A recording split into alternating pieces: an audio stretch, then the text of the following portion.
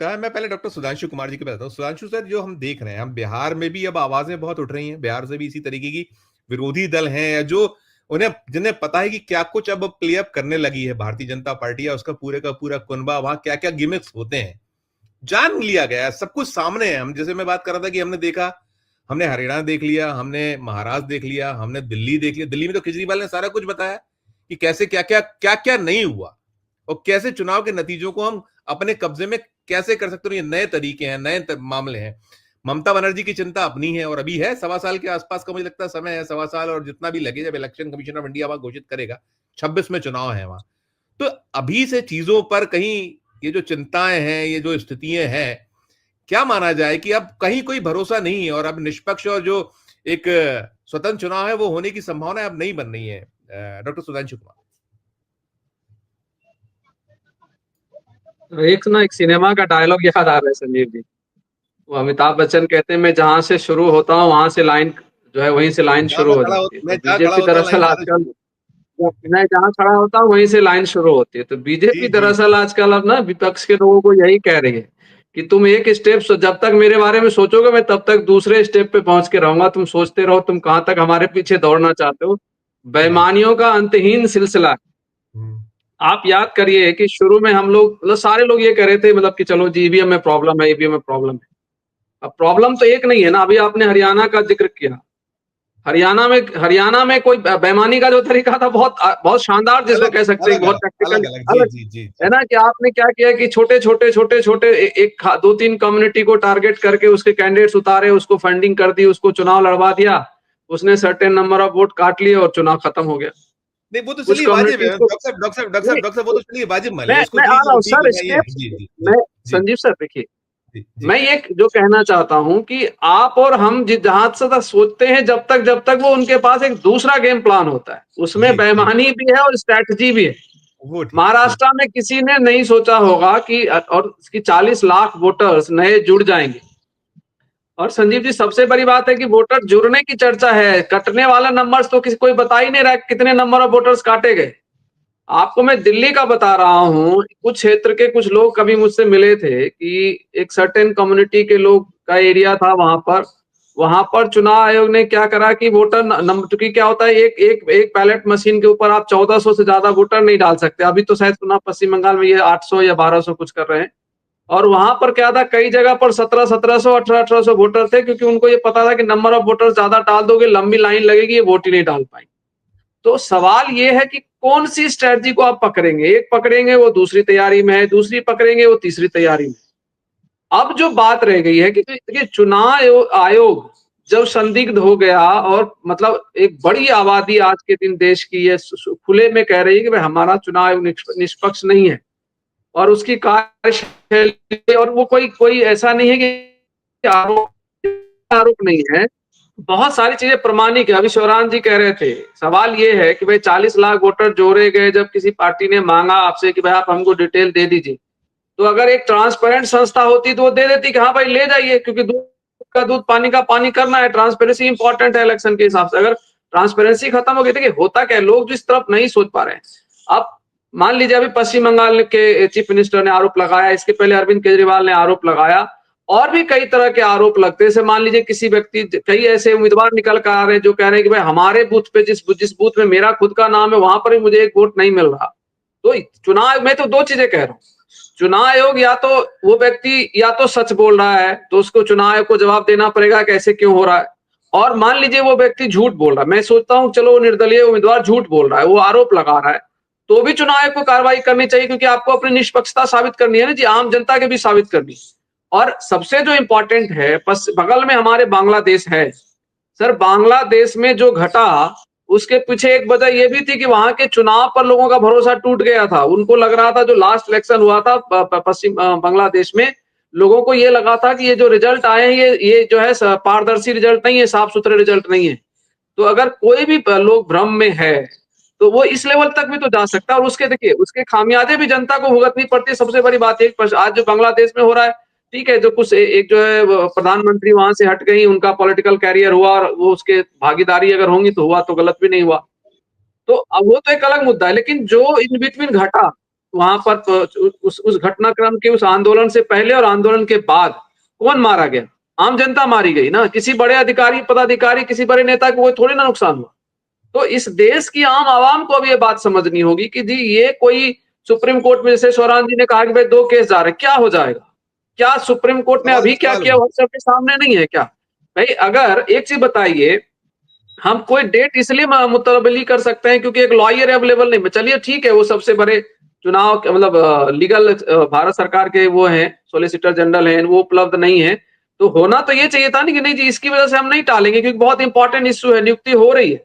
नियुक्ति हो रही है और बिल्कुल एक ऐसी नियुक्ति हो रही है जिसकी पारदर्शिता को लेकर और सारी चीजों को लेकर पहले से सवाल खड़े हो रहे हैं। लीडर ऑफ अपोजिशन ये सवाल कर रहा है कि जो नियुक्ति हो रही है चुनाव की, और केवल लीडर ऑफ अपोजिशन तो चूंकि एज ए मेंबर वहां पर सवाल कर रहे हैं, वो लीगली और जो कह सकते हैं कि एक जो हमारा व्यवहारिक प्रावधान है, जो औपचारिक प्रावधान है, उसके तहत वो कर रहे हैं। लेकिन मान लीजिए कुछ लोग जो आवाज, ये फोन की भी आवाज आ रही है क्या? नहीं, मुझे लगता है शायद कुछ और आप कंटिन्यू करिएगा, कंटिन्यू जी। जी आप पूरा बोलिए, जी देश और बोलिए। पूरा विपक्ष ये बात उठा रहा है ना। बिल्कुल पूरा देश और पूरा विपक्ष ये बात उठा रहा है, तो उसको तो कम से कम संज्ञान सुप्रीम कोर्ट को लेना पड़ेगा। बहुत आशा से लोग वहां पहुंचे, ऐसा नहीं है ना मतलब। और वहां पर भी अगर निराशा हाथ लगेगी तो आज के दिन आपके पास क्या बचता है?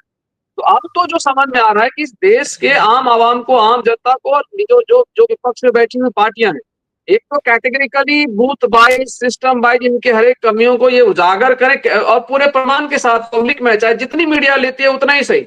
मान लीजिए अरे मेन स्ट्रीम मीडिया नहीं लेगी, जो यूट्यूबर्स न्यूट्रल बने हुए हैं या कुछ एक आध मेन स्ट्रीम चैनल्स भी जो न्यूट्रल बने, वो तो कम से कम उठाएंगे। उन जनता को कम से कम भरोसा लगेगा जो जो जो कहीं ना कहीं इनके ऊपर जिनका भरोसा टूट रहा है, उनको ये लगेगा कि नहीं ये देखो ये फैक्ट्स है और ये चीजें हो रही हैं, इसको इस तरीके से ठीक करना। और अंतिम विकल्प देखिए, लोकतंत्र में सर जब सारी चीजें खत्म हो जाती है तो एक अंतिम विकल्प बचता है, जनता को सड़क पे आना चाहिए। लीडर्स जो विपक्ष के लीडर है उनको इस तरह की भी खाली बोल देने से, कोर्ट में चीजों को ले जाने से अब ये नहीं संभलने वाला मामला है, बहुत आगे निकल गई ये चीजें।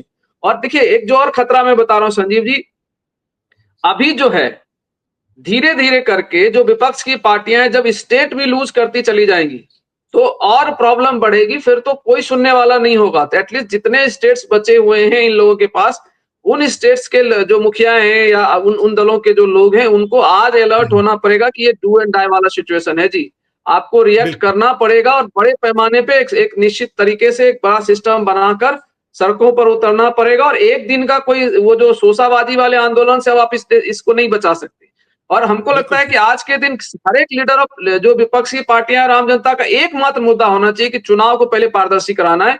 ठीक है, उस पारदर्शिता में हो सकता है जनता वोट देते हो तो ये जीत जाए, कोई बात नहीं, लेकिन कम से कम इस देश के हर नागरिक को ये लगना चाहिए कि इस देश का चुनाव पारदर्शी तरीके से हो रहा है और हमारा जो चुनाव कराने वाली जो हमारी संस्थाएं पारदर्शी तरीके से काम कर रही है। अगर ये नहीं बचा तो फिर बाकी के डेट और डिस्कशन का कोई मतलब मायने अब नहीं रह जाए। सुधांशु जी, हम जो देख रहे हैं, जो कोर्ट्स का रवैया रोल है, राहुल गांधी तो खुलेआम उन्होंने सदन के भीतर बोला है, संसद के भीतर बोला उन्होंने कि नो होप, जो अभी कहीं तिवारी जी बात कर रहे हैं। बहुत निराशा वाली स्थिति है कि हमें नहीं लगता कुछ होगा, जैसा उन्होंने ये जो नियुक्ति को लेकर हम बात कर रहे हैं, और यही स्थिति लगभग सारे के सारे जितने केसेस हैं, प्रमाणित केसेस हैं, जिसमें दिख रहा है कि कैसे 40-45 लाख वोटर बढ़ जाते हैं, कैसे वोट का परसेंट बाद में बढ़ता है, कैसे आप आज तक परसेंट देते हैं, नंबर्स नहीं देते हैं कि कितने पुरुष कितने महिला। और हम लोग पहले जब बैलेट पेपर से चुनाव होते थे, हमें सब कुछ मिला करता था, हमने उसको किया है, और 2-3 दिन में 4 दिन में काउंटिंग खत्म हो जाती थी। बहुत बड़ी कॉन्स्टेंसी है, तो वरना 1.5 दिन 1 दिन 2 दिन में सब कुछ फिनिश होता था। इसी मध्य प्रदेश में हमने बहुत सारे कवर किया, अन्य राज्यों में गए। बहरहाल क्या जो कह रहे हैं वो राहुल गांधी जी, तो वही चीज कहीं आपने कही है, आलोक जी ने, उम्मीद नहीं है अब कुछ की वहां से, अब कुछ वही सड़कों में उतरना पड़ेगा, तभी हमें कुछ ये जो इस तरीके की चीजें सामने आ पाएंगी। ये स्वतंत्र निष्पक्षता वाली बात है, वहां कहीं हमें राहत मिलेगी। सुधांशु जी। देखिए एक चीज तो जो बात है, कोई अब कोई चीज छुपी हुई ढकी हुई तो है नहीं, हर खुला चीज हुआ है। सबके सामने है। आप ये अलग बात है कि कोई अपने जबरदस्ती की अपनी आंखें मूंद ले, उस तरफ देखना ना चाहे, तो एक अलग मामला है। कोई एक बार नहीं कही जा रही है ना, कोई भी बात को बार बार कही जा रही। और आप एक चीज जैसे अभी चर्चा निकल कर आई, कुछ चीजें में फैक्चुअली अगर हम सोचे, अगर सामने रखें, प्रधानमंत्री का बयान आता है ओपन में, जो चुनाव आचार संहिता का उल्लंघन करता हुआ बयान होता है, गृह मंत्री का बयान आता है, आचार संहिता के उल्लंघन करता हुआ बयान आता है, किसी राज्य के मुख्यमंत्री का बयान आता है, वो बिल्कुल चुनाव आचार संहिता का उल्लंघन करता हुआ बयान आता है, ये स्पष्ट दिख रहा है। उसके ऊपर कोई कार्रवाई कहीं पर किसी तरह से होती हुई नहीं दिखती और चालाकी ये बढ़ती जाती है कि बयान एक्स ने दिया और उस पार्टी के प्रमुख को एक फॉर्मेलिटी की चिट्ठी दिखा दी जाती है ताकि थोड़ा सा अपना शर्म के लिहाज बचा रह जाए कि लोग ये आपने बिल्कुल भी कुछ नहीं किया। फिर अब इस ये ओपन चीज है, इसमें कोई लुका छुपी नहीं है। चुनाव आयोग क्या कर रहा है उसको वो सबके सामने है। फिर आप मान लीजिए दूसरे पहलू पर चले जाते हैं, फैक्चुअली जो चीजें हैं आपके ऊपर आरोप लग रहे हैं डिफरेंट टाइप के, कहीं से कोई राज्य के लोग आरोप लगा रहे हैं 40 लाख वोट ज्यादा पड़ गया। अभी एडीआर ने क्लियर कट लिस्ट बना के आपको दे दिया कि भाई यहाँ यहाँ यहाँ यहाँ जो है आपने प्रॉब्लम करी है और उसके ऊपर कोई जवाब नहीं आता, शेरो शायरी सुनाया जाता है। दिक्कत क्या हो गई है, पत्रकार भी वो कठिन सवाल नहीं पूछते कि भाई कोई ऐसे सवाल जो अभी हम लोगों ने अभी देखा है, इंटरनेशनल मीडिया के सवालों को देखा है, कैसे बड़े से बड़े इस्मार खां जो है वो कैसे असहज हो। माफी चाहते हुए भैया बैठे हैं, रविंद्र जी बैठे हैं, रविंद्र जी ने सवाल पूछा था, उसके प्रेस कॉन्फ्रेंस नहीं बुलाया, इनको बुलाया नहीं गया ना, तो जवाब आया था ना फिर दोबारा बुलाया गया। तो पूछने वाले तो हैं लेकिन ना जवाब आता है ना बुलाया जाता है दोबारा। इन्हें कहा इनको बाहर करो, ये बहुत ऐसे सवाल पूछते हैं जो हमें असहज करते हैं। खैर आप कंटिन्यू करिए। नहीं तो वही कह रहा हूँ ना जी, तो अब ये इतना के बावजूद भी अगर हम सब लोग जागरूक नहीं हो और हम किसी भ्रम में, कोर्ट के दोनों तीनों उदाहरण सर ने दिए, आलोक जी ने दिए, हम सब जानते हैं महाराष्ट्र का रिजल्ट है, चंडीगढ़ का रिजल्ट है, और अभी तो हाल का जो रिजल्ट है वो तो सबके सामने है ना। आपने आज का भी बता दिया कि डेट एक्सटेंड कर दिया गया और इसके पहले जिस दिन होना है जी अधिक मतलब एक व्यक्ति जो है, ठीक है लीगली वो सबसे बड़े लीगल एक्सपर्ट है भारत सरकार के, तो वो नहीं है तो ठीक है, मान लीजिए उनसे ये पूछा जाता, चलो मैं यहां तक भी हम लोग कंसीडर कर लेते हैं न्याय प्रियता है कि वो किस दिन अवेलेबल है जी, 2 दिन बाद, 3 दिन बाद, 5 दिन बाद, उसके बाद हो जाता।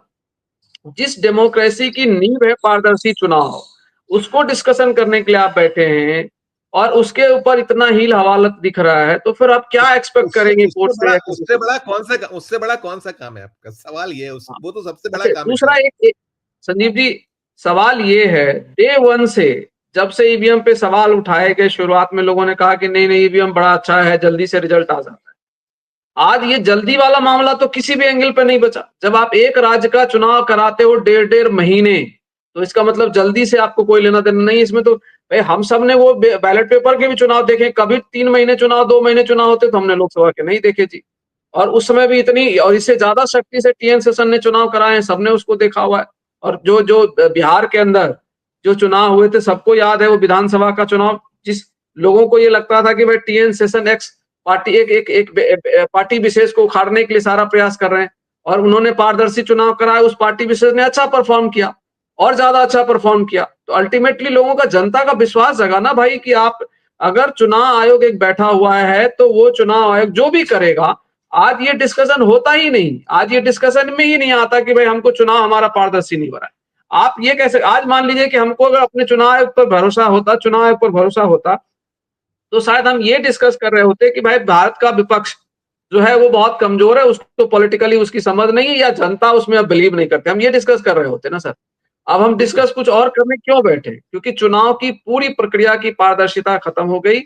और अब ये बिल्कुल मैं आलोक जी से भी इस बात में सहमत हूं कि आप आगे का, क्योंकि आपके पास कोई भी एजेंसी नहीं है जो आपको संरक्षण दे पाए, मतलब जो भी लोग इसको लड़ने के लिए जा रहे हैं उसको संरक्षण देने वाला कोई एजेंसी इस देश में नहीं बचा हुआ है। तो जब एजेंसी नहीं बची हुई है तो आप क्या करेंगे? आप सोचिए कि मतलब कहना नहीं चाहिए, देश के सर्वोच्च पद पर बैठे हुए लोग पॉलिटिकल एजेंडा के लिए काम करने लग जाएं तो बड़ा खतरनाक होता है, और फिर उस देश के अंदर डेमोक्रेसी का आप कुछ एक्सपेक्टेशन नहीं रख सकते।